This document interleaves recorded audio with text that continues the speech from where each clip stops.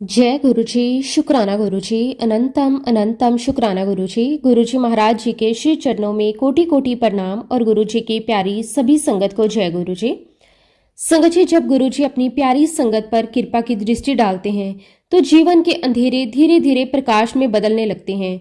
जो कष्ट हमें कभी बहुत बड़े और असहनीय लगते थे, वही कष्ट गुरुजी की कृपा से हल्के हो जाते हैं और कई बार तो ऐसे मिट जाते हैं जैसे वे कभी थे ही नहीं।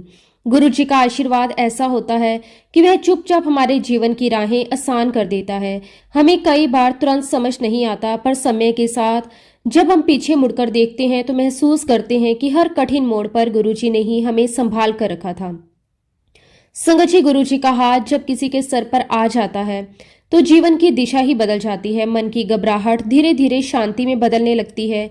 जो परेशानियां बहुत ज्यादा लगती थी वो धीरे धीरे कम होने लगती है और दिल में एक अटूट विश्वास जन्म लेने लगता है, क्योंकि हमें अब एहसास हो जाता है कि हम अकेले नहीं हैं। गुरुजी हर पल हमारे साथ हैं, हमारी रक्षा कर रहे हैं और हमें सही राह दिखा रहे हैं।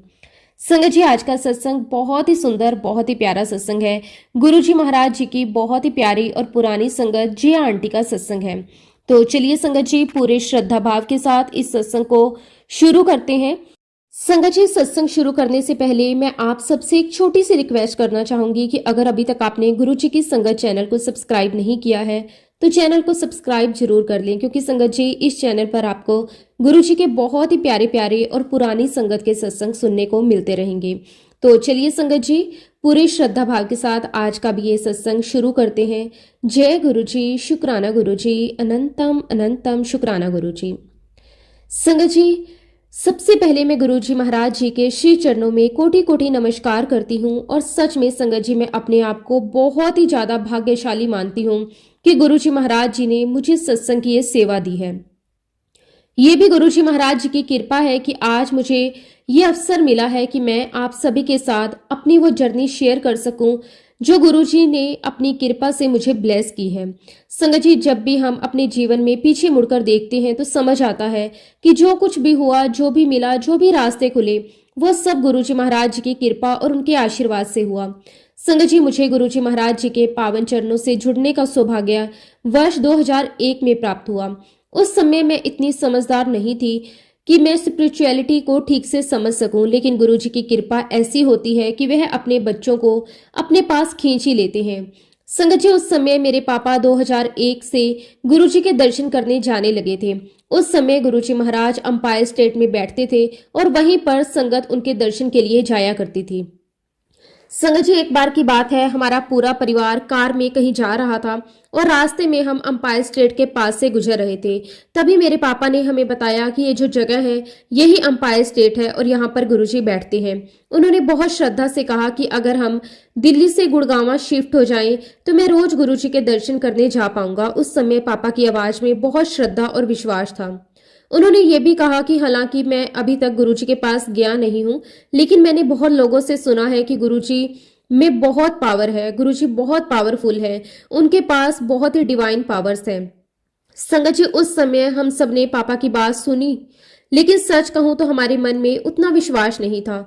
हम लोग उस समय इन सब बातों को पूरी तरह से समझ नहीं पा रहे थे। लेकिन संगत जी, कहते हैं ना, जब गुरुजी किसी को अपने पास बुलाना चाहते हैं तो रास्ते अपने आप बन जाते हैं। पापा ने जो बात उस दिन कही थी, उसके कुछ ही समय बाद हमारी लाइफ में कुछ ऐसा हुआ जो हम सबके लिए बहुत ही सरप्राइजिंग था। संगत जी, गुड़गांव में हमारी एक प्रॉपर्टी थी जिसे हम काफी समय से बेचने का प्लान कर रहे थे।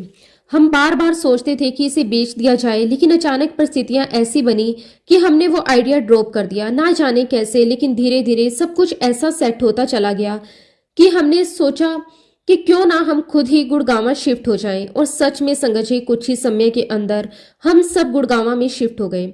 संगत जी, जब हम गुड़गांव शिफ्ट हुए तो मेरे पापा को गुरुजी के दर्शन के लिए रोज जाने का मौका मिलने लगा।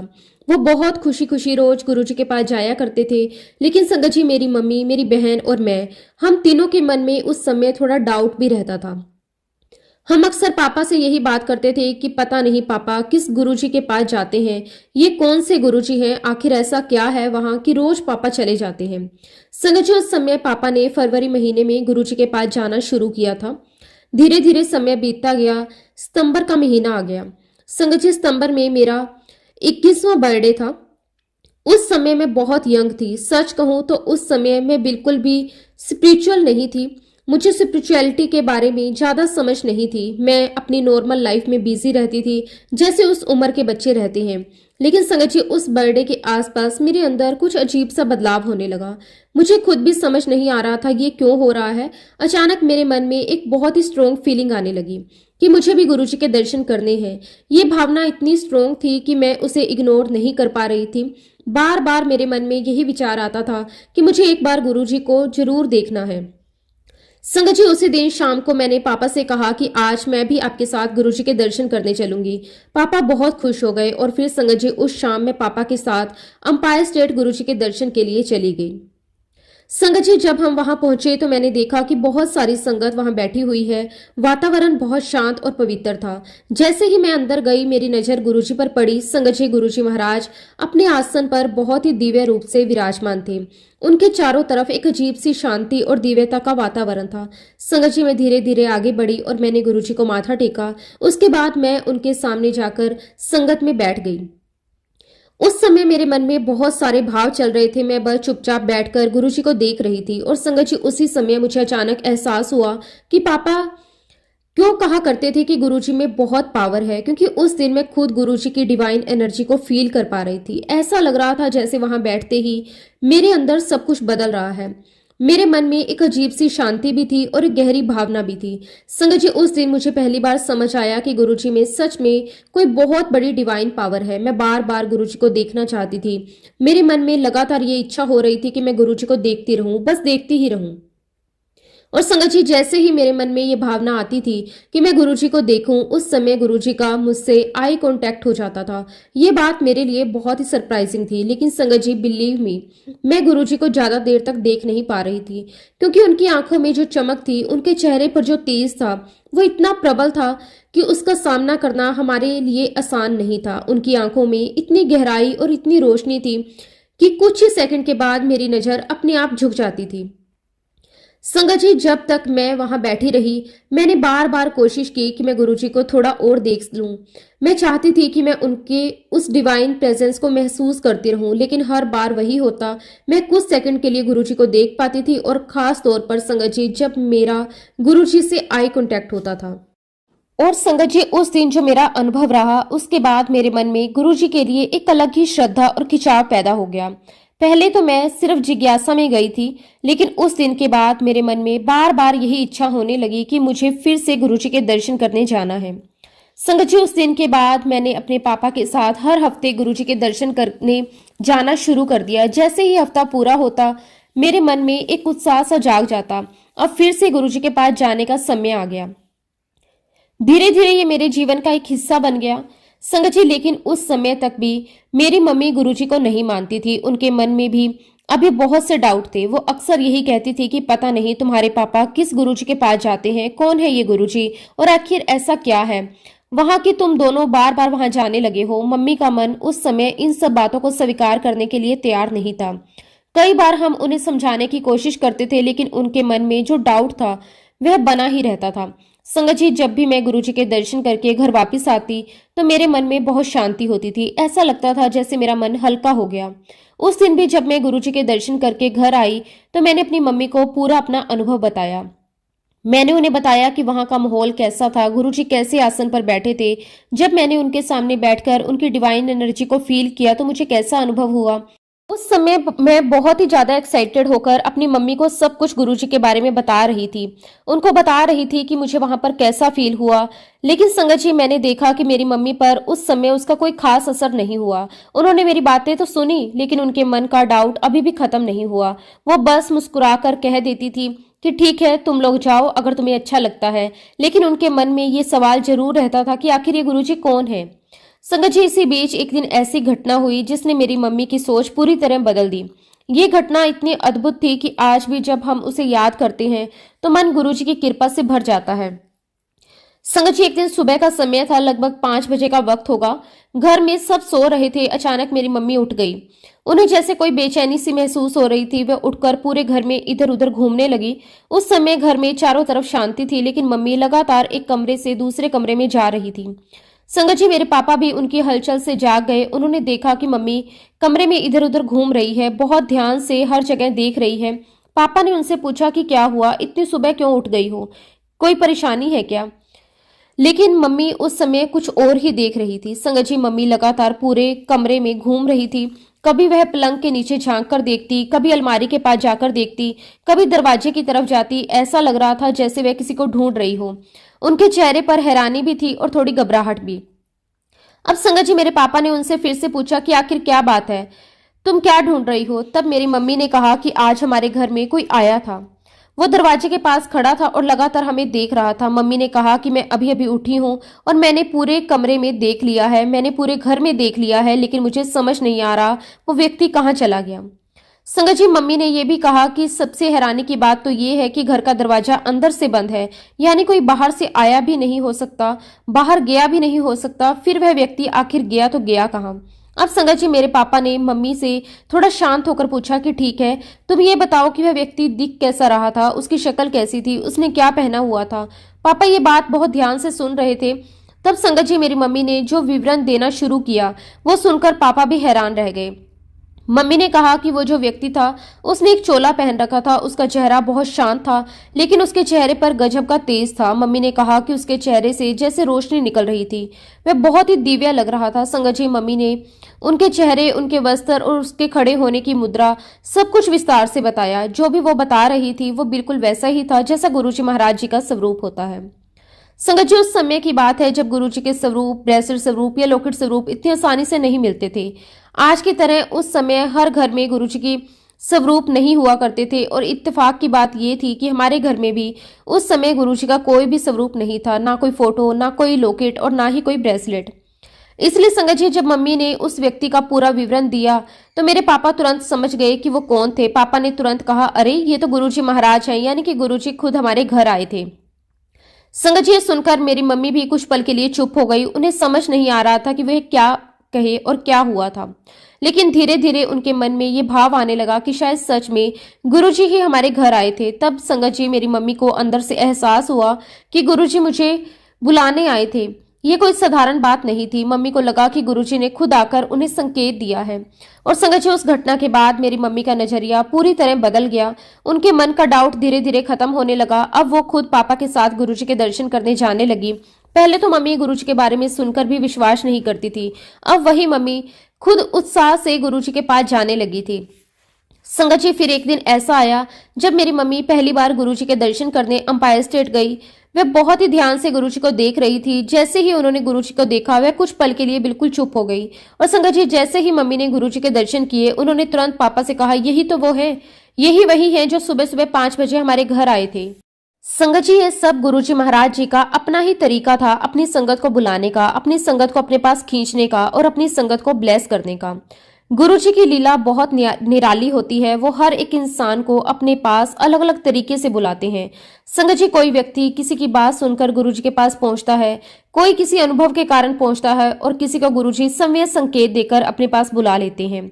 हर एक संगत की अपनी एक कहानी होती है, अपनी एक जर्नी होती है, वह कैसे गुरुजी से जुड़ा। संगत जी, जैसे हमारे परिवार के साथ हुआ, पहले मेरे पापा गुरुजी के पास जाने लगे, फिर धीरे धीरे मुझे भी गुरुजी के दर्शन करने का अवसर मिला। उसके बाद जिस तरह से गुरुजी ने मेरी मम्मी को भी अपने होने का एहसास करवाया, वो सब गुरुजी की ही कृपा थी। इस प्रकार संगत जी, धीरे धीरे गुरुजी महाराज जी ने हमारे पूरे परिवार को अपने साथ जोड़ लिया। ये सब इतनी सहजता से हुआ कि हमें खुद भी समझ नहीं आया। अब हमारा पूरा परिवार गुरुजी की शरण में आ गया। संगत जी, उसके बाद हमारा जीवन जैसे बदल सा गया। अब हर हफ्ते मंगलवार का दिन हमारे लिए बहुत खास हो गया था। जैसे ही सोमवार बीतता था हम सबको मंगलवार का इंतजार होने लगता था। संगत जी, हमें बेसब्री से इंतजार रहता था कि कब मंगलवार आए, कब हम गुरुजी के दर्शन करने अंपायर स्टेट जाएं। वो दिन हमारे लिए किसी त्योहार से कम नहीं होता था।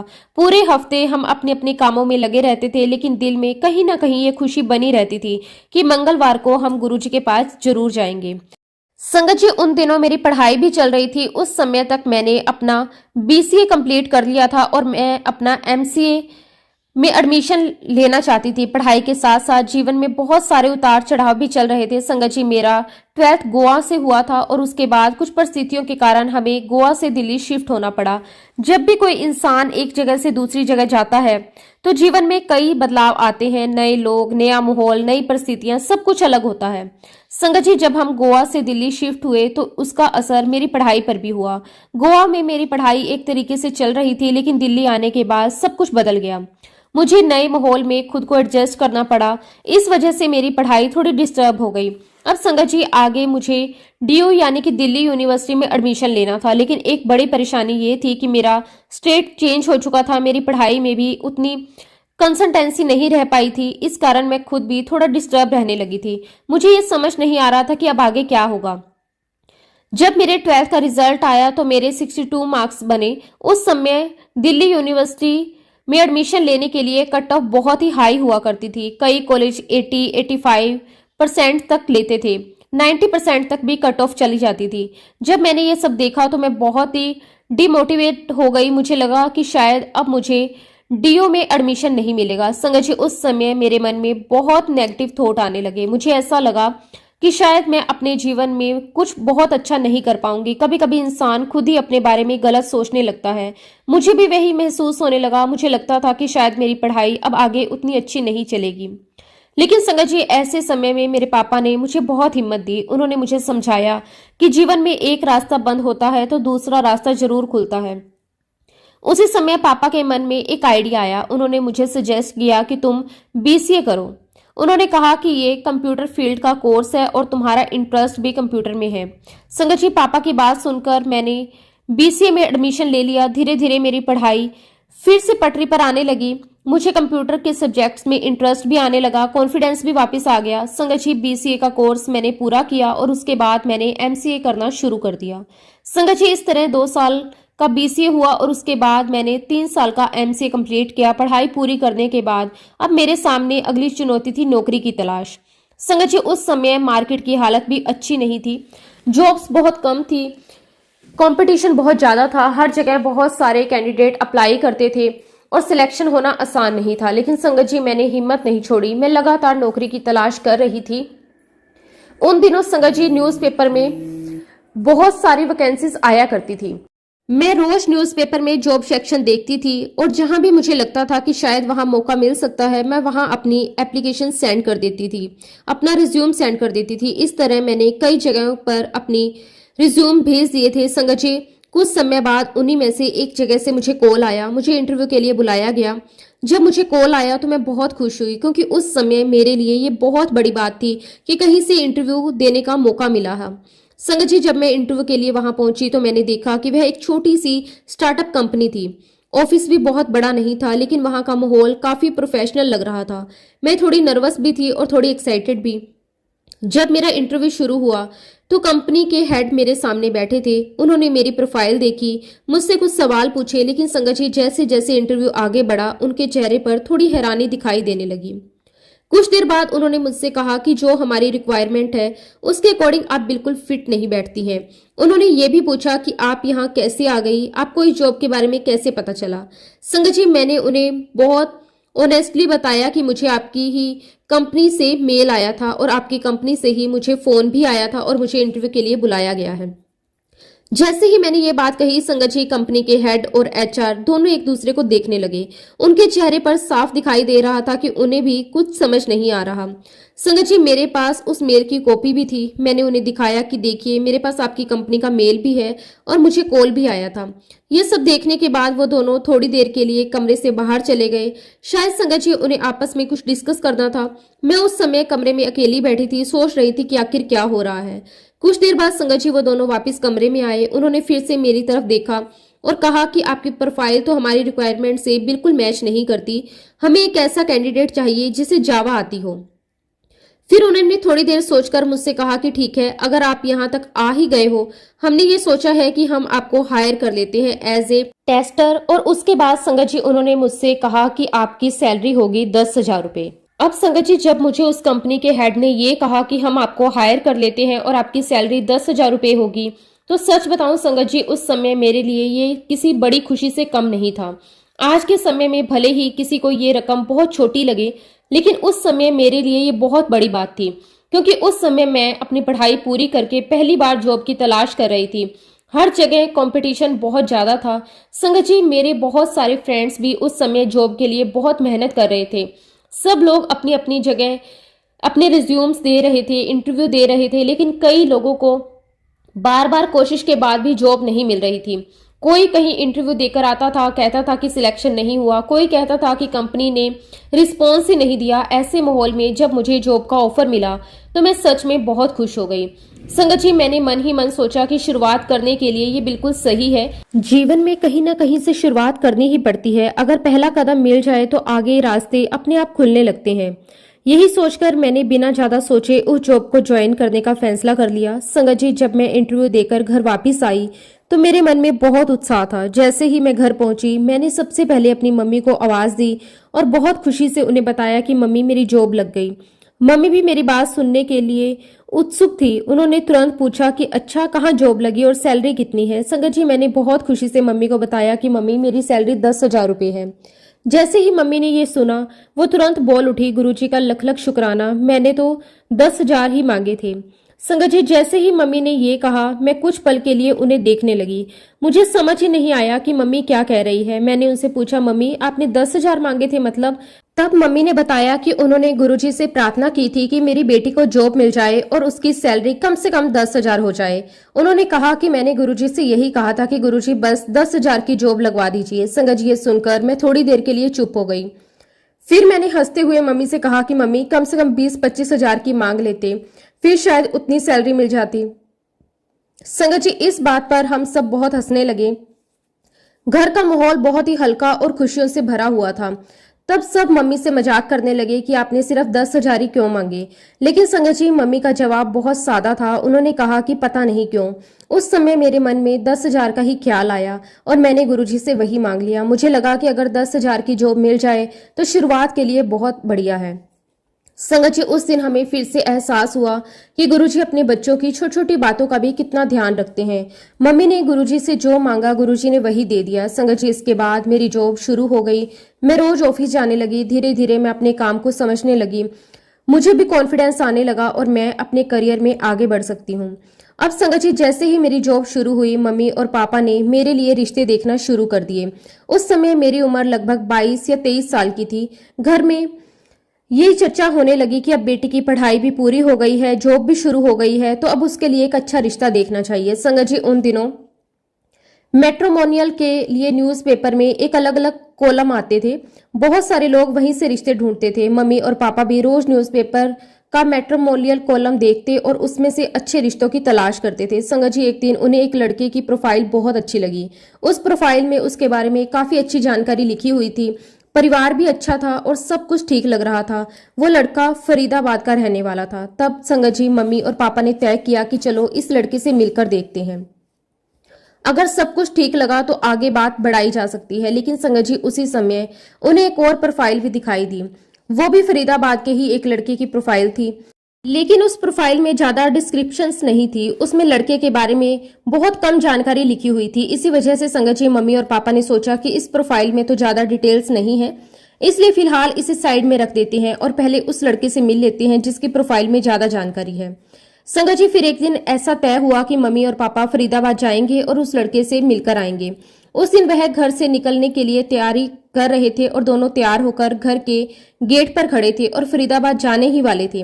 तभी संगत जी, अचानक मेरे पापा के फोन पर एक कॉल आया। पापा ने फोन उठाया। ये कॉल था मेरे होने वाले ससुर जी का। संगत जी, ये वही प्रोफाइल थी जिसके बारे में मम्मी और पापा को ज्यादा डिस्क्रिप्शंस नहीं मिली थी, जिस प्रोफाइल को उन्होंने साइड में रख दिया था। अब संगत जी, फोन पर थोड़ी देर बातचीत हुई। मेरे होने वाले ससुर जी ने बहुत ही नम्रता से बात की। बातचीत के दौरान उन्हें पता चला कि मेरे मम्मी और पापा फरीदाबाद ही आ रहे हैं। तब संगत जी, उन्होंने बहुत ही विनम्रता से रिक्वेस्ट की कि अगर आप ऑलरेडी फरीदाबाद आ रहे हैं तो एक बार हमारे घर भी जरूर आइए, मिलकर बात करेंगे तो हमें भी अच्छा लगेगा। अब संगत जी, मम्मी और पापा ने आपस में थोड़ा सोचा। उन्होंने कहा कि जब हम फरीदाबाद जा ही रहे हैं तो चलो इस लड़के को भी देख लेते हैं, आखिर मिलने में क्या हर्ज है। लेकिन संगत जी, जैसा कि मैंने बताया, मम्मी पापा सबसे पहले उसी लड़के से मिलने के लिए गए जिसकी प्रोफाइल उन्होंने पहले पसंद की थी। वो लोग बड़ी उम्मीद के साथ वहां पहुंचे थे। रास्ते भर में मम्मी पापा यही सोचते हुए जा रहे थे कि देखते हैं लड़का कैसा है, परिवार कैसा है। अगर सब कुछ ठीक रहा तो शायद बात आगे बढ़ सकती है। संगत जी, जब मम्मी पापा वहां पहुंचे तो परिवार से मुलाकात हुई, थोड़ी बातचीत हुई, चाय पानी भी हुआ, लेकिन ना जाने क्यों दिल से वो बात नहीं बनी। कई बार ऐसा होता है संगत जी कि सब कुछ ठीक होने के बावजूद मन से संतोष नहीं मिलता। मम्मी पापा को भी कुछ ऐसा ही महसूस हुआ। उन्हें वहां पे अच्छा नहीं लगा। उन्हें लगा कि शायद ये रिश्ता उतना सही नहीं है। संगत जी, कुछ देर बैठने के बाद मम्मी पापा वहां से उठे। उनके मन में थोड़ी निराशा भी थी क्योंकि उन्होंने सोचा था कि शायद यहाँ बात बन जाएगी, लेकिन ऐसा नहीं हुआ। फिर वो अपनी गाड़ी में आकर बैठ गए। अब संगत जी, गाड़ी में बैठते ही पापा ने मम्मी से कहा कि चलो, जब हम यहाँ तक आ ही गए हैं तो उस घर भी होकर आ जाते हैं जहां से अभी फोन आया था। कम से कम मिलकर तो देख ही लेते हैं। मम्मी ने भी कहा कि हाँ, इसमें कोई हर्ज नहीं है, चलो उनसे भी मिल लेते हैं। और संगत जी, जब मम्मी पापा उस घर पहुंचे तो वहां का माहौल बिल्कुल अलग था। परिवार बहुत ही सादा, संस्कारी और अपनेपन से भरा हुआ था। जैसे ही उन्होंने वहां कदम रखा, उन्हें एक बहुत अच्छा सा एहसास हुआ। संगत जी, वहां बैठकर बातचीत हुई। परिवार के सभी लोग बहुत ही अच्छे स्वभाव के थे। जब मम्मी पापा ने लड़के से बात की तो उन्हें लड़का भी बहुत अच्छा लगा। उनकी सोच, उनका व्यवहार, उनकी सादगी, सब कुछ बहुत अच्छा लगा। संगत जी, धीरे धीरे बातचीत आगे बढ़ी। दोनों परिवारों को एक दूसरे का साथ अच्छा लगने लगा। संगत जी, कई बार रिश्ते ऐसे बनते हैं जैसे ऊपर से तय होकर आते हैं। हमें लगता है कि हम खुद फैसला कर रहे हैं, लेकिन असल में सब कुछ गुरुजी की योजना के अनुसार ही होता है। संगत जी, यही हमारे साथ भी हुआ।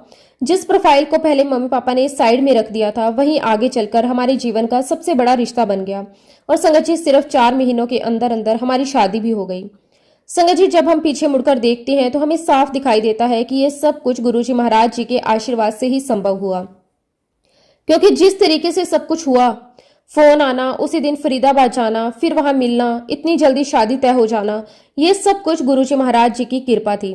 उस समय संगत जी, मेरे हस्बैंड की उम्र लगभग 25 साल की थी और मेरी जो सिस्टर इन लॉ थी वो मुझसे लगभग 1 साल छोटी थी। उस समय मेरे इन लॉज की सोच ये थी कि पहले बेटी की शादी कर दी जाए, उसके बाद बेटे की शादी की जाए। संगत जी, ये बात उन्होंने मन में पहले से तय कर रखी थी। उन्हें लगता था कि बेटे की जिम्मेदारी पहले पूरी कर लेनी चाहिए, फिर बेटे की शादी करेंगे। लेकिन संगत जी, एक दिन ऐसी घटना हुई जिसने उनके मन की सोच बदल दी। एक दिन मेरे इन लॉज अपने घर के बाहर गार्डन में बैठे हुए थे। मौसम भी अच्छा था, आराम से बैठे हुए थे। तभी संगत जी, वहां एक साधु महात्मा उनके घर आए। वो अचानक ही वहां आकर खड़े हो गए। मेरे इन लॉज ने उनका सम्मान किया, उनसे बात करने लगे। संगत जी, वो साधु महात्मा कुछ देर उन्हें देखते रहे। फिर उन्होंने उनसे कहा, आपके एक बेटा और एक बेटी है। मेरे इन लॉज ये सुनकर थोड़ा हैरान हुए। उन्होंने कहा, जी हाँ, बिल्कुल सही बात है, हमारा एक बेटा और एक बेटी है। तब संगत जी, उस बाबा ने उनसे कहा कि आप पहले अपने बेटे की शादी करें और उसके बाद बेटी की शादी करें।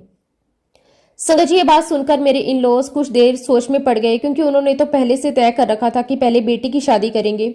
लेकिन उस बाबा की बात उनके मन में कहीं बैठ गई। संगत जी, उस दिन के बाद उन्होंने अपने मन में ये विचार करना शुरू कर दिया कि शायद हमें पहले बेटे की शादी कर देनी चाहिए। धीरे धीरे उनका मन भी उसी तरफ झुकने लगा। फिर संगत जी, जैसा कि मैंने बताया, उसी दौरान मेरे मम्मी पापा उनसे मिलने के लिए गए। बात आगे बढ़ गई। इस प्रकार हमारी शादी भी तय हो गई। बाद में जब संगत जी, हमें ये पूरी घटना पता चली, उस दिन एक साधु महात्मा आए थे। उन्होंने यही कहा था कि पहले बेटे की शादी करें। तब हमें ये बात सुनकर बहुत आश्चर्य हुआ। संगत जी, तब हमारे मन में एक भावना आई। हो ना हो, वो बाबा कोई और नहीं, स्वयं गुरुजी महाराज जी थे। क्योंकि गुरुजी अक्सर अपनी संगत की मदद करने के लिए अलग अलग रूपों में आते हैं। जिस प्रकार संगत जी, हमारे दोनों परिवारों को मिलवाया गया, जिस तरह से परिस्थितियां बनी, वो सब देखकर हमें यही लगता है कि ये सिर्फ और सिर्फ गुरुजी महाराज जी की लीला थी। खैर संगत जी, हमारी शादी के बाद जीवन धीरे धीरे आगे बढ़ने लगा। हम अपनी नई जिंदगी में व्यस्त हो गए, लेकिन गुरुजी की कृपा हमारे साथ हर कदम पर बनी रही। संगत जी, कुछ समय बाद मेरा और मेरे हस्बैंड का मन हुआ कि क्यों ना हम बेंगलोर शिफ्ट हो जाएं, क्योंकि बेंगलोर उस समय आईटी इंडस्ट्री का बहुत बड़ा सेंटर बन चुका था। वहां बहुत सारी कंपनीज थी, करियर था, अपॉर्चुनिटीज थी। हमने सोचा कि अगर हम बेंगलोर चले जाएं तो वहां हमें अपने करियर में आगे बढ़ने के लिए ज्यादा चांसेस मिलेंगे। वहां नई पॉसिबिलिटीज हैं, ग्रोथ है, अच्छे चांसेस हैं। संगत जी, गुरुजी के आशीर्वाद से हम दोनों बेंगलोर पहुंच गए। ये भी गुरुजी महाराज जी की कृपा थी। वहां जाकर हम दोनों की ही जॉब लग गई। नई जगह, नया शहर, नया जीवन, सब कुछ धीरे धीरे सेटल होने लगा। लेकिन संगत जी, इससे पहले मैं आपको एक बहुत ही प्यारा सत्संग सुनाना चाहती हूँ। संगत जी, ये बात होगी लगभग 2004 की। उस समय मेरी शादी हो चुकी थी। मैं शादी के बाद नोएडा शिफ्ट हो गई। एक दिन की बात है संगत जी, दिन भर का काम खत्म करके मैं थोड़ी देर आराम करने के लिए लेटी थी। शायद मैं बहुत थक गई थी, इसलिए थोड़ी देर के लिए मुझे नींद आ गई। लेकिन अचानक संगत जी मैं नींद में हड़बड़ाकर उठकर बैठ गई। मेरा दिल थोड़ा तेज धड़कने लगा क्योंकि मुझे अभी अभी एक सपना आया था। संगत जी, उस सपने में मुझे ऐसा लगा जैसे कोई मुझे बता रहा हो कि 2006 में, यानी कि आज से ठीक 2 साल बाद तू बाहर चली जाएगी, यानी कि इंडिया के बाहर। संगत जी, वो सपना इतना साफ, इतना वास्तविक था कि मैं उठने के बाद भी बहुत परेशान हो गई। मुझे समझ नहीं आ रहा था कि यह सपना क्यों आया। मैंने तुरंत उठकर अपने मम्मी पापा को फ़ोन किया, उन्हें सारी बात बताई। मैंने उनसे कहा कि मम्मी, मुझे अभी एक सपना आया है, उसमें मुझे बताया गया है कि मैं 2 साल बाद इंडिया से बाहर चली जाऊंगी। और संगत जी, मैंने अपनी मम्मी से बहुत ही भावुक होकर कहा कि प्लीज़ आप गुरुजी को कहो कि मुझे बाहर मत भेजें, क्योंकि संगत जी मैं बिल्कुल भी अपने पेरेंट्स से दूर नहीं जाना चाहती थी। मैं उनसे बहुत ज़्यादा अटैच थी। उनके बिना रहने की मैं कभी कल्पना भी नहीं कर सकती थी। उस समय भी संगत जी, जब मैं नोएडा में रहती थी, तब भी मैं अपने मम्मी पापा से रेगुलर मिलने जाया करती थी। जब भी मौका मिलता मैं गुड़गांव चली जाती, उनके साथ समय बिताती और गुरुजी के दर्शन करने जाती। संगत जी, उस समय मेरी सबसे बड़ी खुशी यही होती थी कि मैं अपने पेरेंट्स के साथ समय बिताऊं। सच बताऊं संगत जी, तो मैं इतनी डेस्परेट थी कि मुझे ना तो शॉपिंग करना अच्छा लगता था और ना ही कहीं घूमना फिरना। मुझे बस यही अच्छा लगता था कि मैं अपने मम्मी पापा के पास जाऊं, उनके साथ बैठूं, उनसे बातें करूं, उनके साथ समय बिताऊं। और एक बहुत बड़ा प्लस पॉइंट ये भी था संगत जी कि नोएडा और गुड़गांव बहुत पास पास थे, इसलिए जब भी मेरा मन करता मैं तुरंत अपने मम्मी पापा से मिलने पहुंच जाती।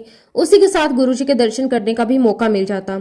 लेकिन संगत जी, जब मुझे वो सपना आया और सपने में जिस प्रकार से मुझे बताया गया कि 2 साल के बाद तो बाहर चली जाएगी, ये सुनकर मैं अंदर ही अंदर संगत जी बहुत ज्यादा डर गई थी। फिर संगत जी मैंने अपनी मम्मी को बताया कि मुझे एक सपना आया है, उसमें बताया है कि ठीक 2 साल बाद मैं इंडिया से बाहर चली जाऊंगी। ये सुनकर मेरा मन बहुत ज़्यादा घबरा गया है, क्योंकि संगत जी मैं अपने मम्मी पापा से दूर नहीं जाना चाहती थी। मैंने मम्मी से कहा कि आप गुरुजी से अरदास करो, मुझे बाहर मत भेजें। मैंने उनसे बहुत भावुक होकर कहा कि आप गुरुजी के चरणों में मेरी तरफ से प्रार्थना करो, मैं अपने मम्मी पापा से दूर ना जाऊं। संगत जी, उसी समय मैंने भी मन ही मन गुरुजी से अरदास करी। मैंने गुरुजी से कहा कि अगर ये सपना सच होने वाला है तो कृपया ऐसा मत होने दीजिए, क्योंकि मैं अपने परिवार से दूर नहीं जा पाऊंगी। संगत जी, समय धीरे धीरे आगे बढ़ता गया। कुछ समय के बाद हम लोग बेंगलोर शिफ्ट हो गए। वहां हमारी जॉब भी लग गई थी। हम अपने नए जीवन में व्यस्त हो गए थे। काम, घर, नई जगह की जिम्मेदारियां, बीच में धीरे धीरे वो सपना हमारे मन से निकल गया। हम दोनों ने उस बात के बारे में सोचना बिल्कुल बंद कर दिया।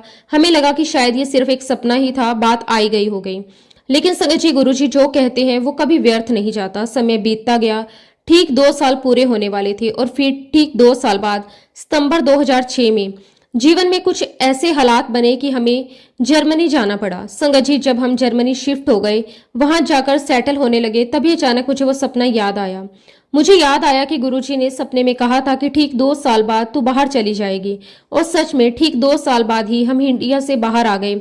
और उस समय गुरुजी की बात का अर्थ समझ में आया। संगत जी, ये सब कैसे हुआ, ये भी अपने आप में एक अद्भुत सत्संग है। दरअसल 2005 में मेरे हस्बैंड किसी बिजनेस ट्रिप पर जर्मनी गए थे। वो कुछ दिनों के लिए वहां गए थे, अपना काम करके वापस इंडिया आ गए। लेकिन संगत जी, उसके बाद भी उनके 1-2 और बिजनेस ट्रिप जर्मनी के लिए हुए। धीरे धीरे वहां के लोगों से उनकी पहचान भी होने लगी। काम के सिलसिले में बातचीत भी बढ़ने लगी।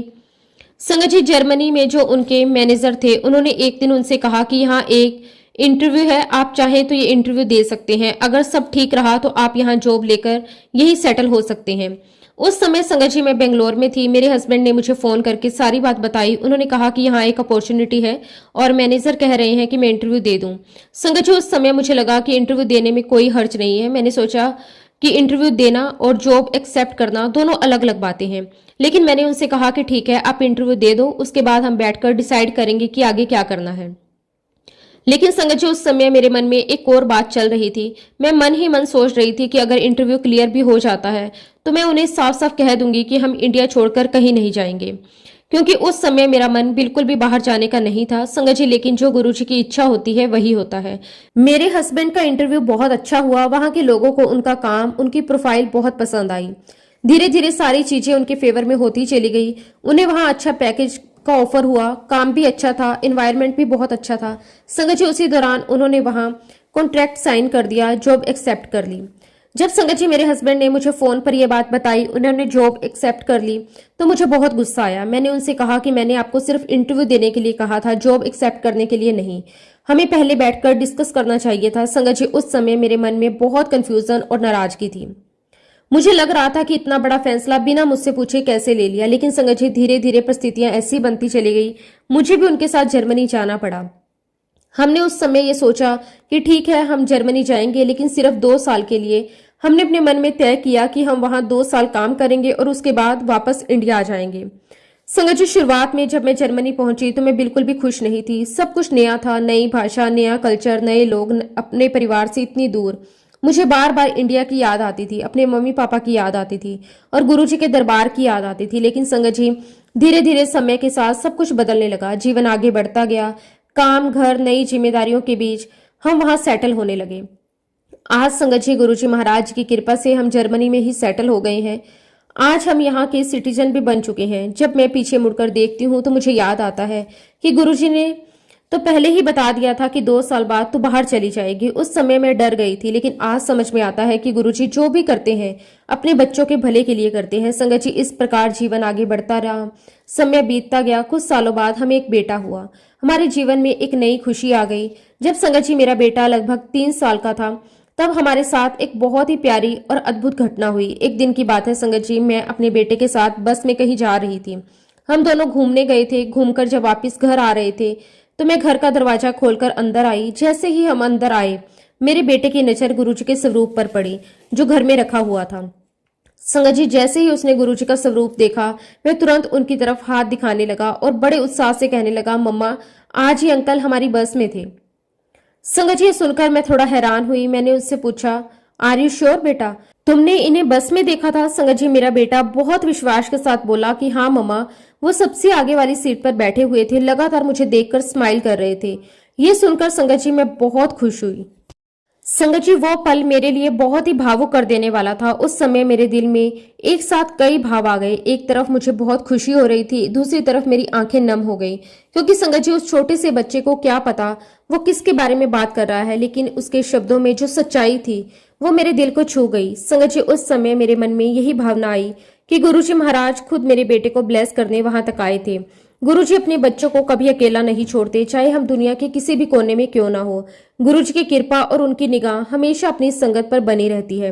हम चाहे भारत में हो, विदेश में हो, गुरुजी अपने बच्चों का ध्यान रखते हैं, उन्हें समय समय पर अपने होने का एहसास करवाते हैं। संगत जी सच में ये गुरुजी महाराज जी का अपना तरीका है अपनी संगत को ब्लेस करने का, अपने बच्चों को ये एहसास करवाने का कि वो हर पल हमारे साथ हैं। कई बार वो सीधे दिखाई नहीं देते, लेकिन अपनी कृपा के संकेत किसी न किसी रूप में जरूर दे देते हैं। कभी किसी अनुभव के माध्यम से, कभी किसी सपने के माध्यम से। उस दिन संगत जी मैंने दिल से गुरुजी महाराज जी का बहुत बहुत शुक्राना किया। आपने इतनी दूर रहकर भी हमें अपनी कृपा का अनुभव करवाया। संगत जी अब जो सत्संग मैं आपके साथ शेयर करने जा रही हूँ वो मेरे जीवन की सबसे प्यारी और सबसे यादगार घटनाओं में से एक है। ये मेरे लिए सिर्फ एक सपना नहीं था, बल्कि ये मेरे गुरुजी महाराज जी की एक बहुत ही खास कृपा थी।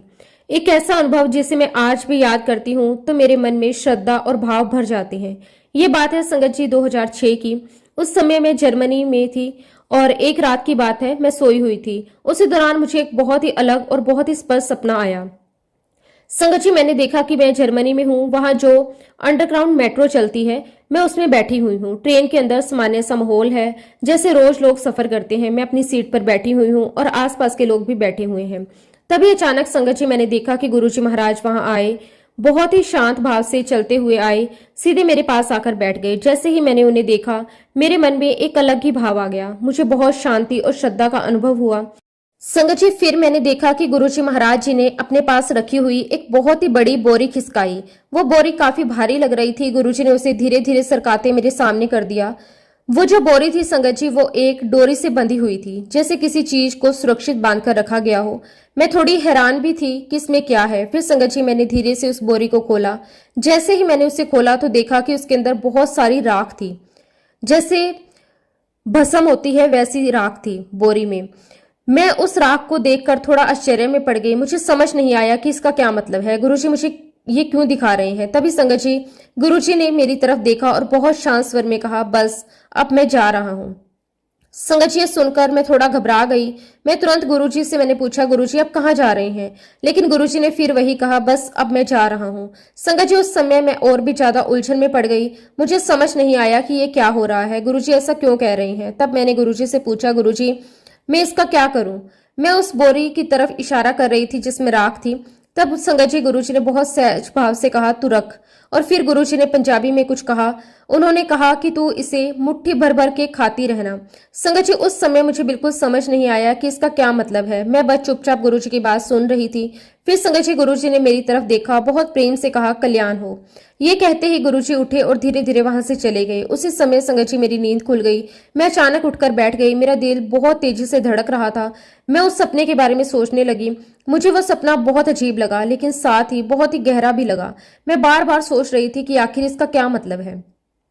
संगत जी, उसी समय मैंने इंडिया में अपने घर फोन किया। मैंने अपने मम्मी पापा को, घर के बाकी लोगों को अपना पूरा सपना सुनाया। मैंने उन्हें बताया कि मैंने क्या देखा, गुरुजी कैसे आए, उन्होंने क्या कहा, वो बोरी जिसमें राख थी, सब कुछ मैंने बताया। संगत जी, जब उन्होंने मेरी पूरी बात सुनी, सबने एक ही बात कही। उन्होंने कहा कि गुरुजी महाराज जी ने तुझे बहुत स्पेशल ब्लेसिंग्स दी है। ये कोई साधारण सपना नहीं है, इसमें गुरुजी तेरा कल्याण कर रहे हैं। संगत जी, उस समय मुझे पूरी तरह समझ नहीं आया इसका असली अर्थ क्या है, लेकिन मेरे मन में ये जरूर था कि यह कोई बहुत खास संकेत है। फिर संगत जी, कुछ समय बाद हमें यह खबर मिली कि गुरुजी महाराज जी ने अपना फिजिकल फॉर्म छोड़ दिया है। गुरुजी ने महासमाधि ले ली है। जब मैंने ये बात सुनी, मुझे तुरंत अपना वो सपना याद आया। तब मुझे लगा शायद गुरुजी महाराज मुझे पहले ही संकेत दे गए थे। उस समय मेरे दिल में यही भावना आई कि गुरुजी महाराज मुझे अपनी एक बहुत ही स्पेशल और बहुत ही खास ब्लेसिंग्स देकर गए हैं। शुक्राना मेरे मालिक, आपका अनंतम अनंतम शुक्राना। संगत जी, गुरुजी महाराज जी ने हर पल यही एहसास करवाया है कि वो हमारे अंग संग हैं, हमेशा हमारे साथ हैं। गुरुजी महाराज जी का जितना भी शुक्राना किया जाए उतना कम है। संगत जी, इसी के साथ अब मैं अपने शब्दों को, अपनी वाणी को यहीं पे विराम देती हूँ। जब भी गुरुजी महाराज मुझे आज्ञा देंगे, मैं अपना अगला शुक्राना सत्संग भी आप सबके साथ जरूर शेयर करूंगी। जय गुरुजी, शुक्राना गुरुजी, अनंतम अनंतम शुक्राना गुरुजी। ओम नमः शिवाय, शिवजी सदा सहाय। ओम नमः शिवाय, गुरुजी सदा सहाय। जय गुरुजी, शुक्राना गुरुजी, अनंतम अनंतम शुक्राना गुरुजी।